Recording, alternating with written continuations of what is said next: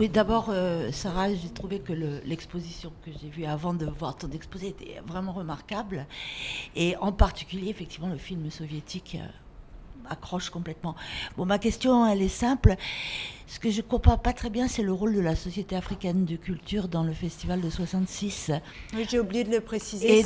et d'Alioune Diop, parce que il y a quand même une continuité peut-être malgré tout entre les congrès des écrivains et artistes noirs et le festival. Et on sait qu'après, Alioune Diop aura beaucoup de problèmes. À Lagos, il va être plus ou moins exclu de la chose, mais je ne sais pas quel est son rôle exact, ainsi que celui de la société à Dakar. En gros, la Société africaine de culture est évidemment très importante et le festival s'inscrit dans une série de congrès. Le premier congrès des artistes et des écrivains noirs qu'on a évoqué hier via Maspero, organisé par Présence africaine, donc Alioune Diop. Celui de Rome qu'on connaît moins bien et qui, en gros, 56 pour moi c'est symbolique et le symbole est énorme. Et 59 c'est extrêmement concret, il est tout à fait passionnant ce congrès.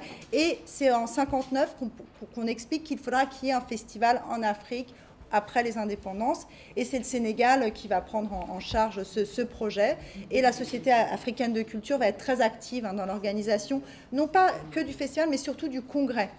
Il y a l'UNESCO, etc. Il y a toute une histoire que je n'ai pas pu évoquer, c'est trop court, je suis désolée. Et voilà. Et qui sera aussi très présente à Alger. On pense qu'ils n'étaient pas là à Alger, mais la Société africaine de culture était très présente à Alger également. Oui, merci Sarah. Pour l'exposition, effectivement, qui, comme tu l'as dit, on en a discuté toutes les deux. Je pense une introduction à plus de recherches qui sont passionnantes, de remarques plus que des questions. Ce que je trouve intéressant aussi en travaillant sur les festivals, ce n'est pas seulement les discours politiques tenus par les différentes personnalités, c'est le quotidien de ces festivals. Je prends un exemple, dans l'exposition, il y a écrit en tout petit, je crois que c'est en dessous du programme, des cartes spéciales dites de légitimation émises par le festival permettraient aux visiteurs venant de France et d'Afrique francophone d'obtenir, petit 1, des coupons donnant priorité pour les spectacles, petit 2, une réduction de 20% sur les tarifs aller-retour, etc. Puis écrit l'adresse, avenue de Matignon à Paris, on peut avoir des réductions. Enfin, je trouve que c'est intéressant aussi, c'est comment on vient dans ces festivals, que ce soit en avion, en bateau pour les soviétiques. Pourquoi y a-t-il des réductions? Qui subventionne? Enfin, l'aspect financier est très intéressant. Ça, c'est tout un pan qu'il faudrait expliquer. C'est essentiel. Voilà. Donc ça, petit élément. Donc sur le quotidien du festival, savoir chaque jour qu'est-ce qui se passe. Bon, moi, je m'intéresse surtout au cinéma. Un détail, il y avait des manteaux de fourrure, par exemple. Il y en a pas mal dans l'archive. Ah ouais. C'est curieux. Ouais. Il y a Picasso qui avait donné un tableau pour une tombola. Voilà. Qu'un restaurateur de Dakar a gagné d'ailleurs. Donc ça, c'est des questions vraiment essentielles, intéressantes.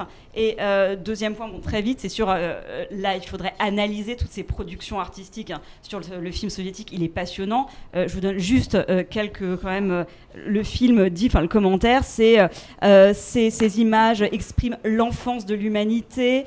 Si tu as le rythme dans la peau, tu peux jouer de tout. Ou encore en dernier, c'est que les enfants en Afrique n'apprennent pas à marcher en premier, mais à danser.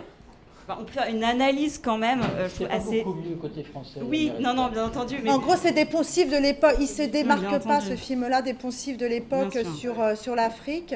Et moi, je pense qu'il est aussi intéressant, en effet, pour ça. Voilà, parce qu'il s'inscrit dans une vision comme ça.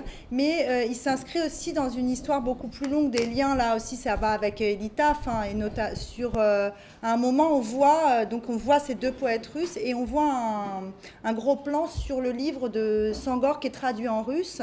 Et ça ramène là au travail de Constantin Katsa-Kioris, qu'un certain nombre d'entre vous connaissent ici, sur toutes les traductions de textes africains en Union soviétique dans les années 60.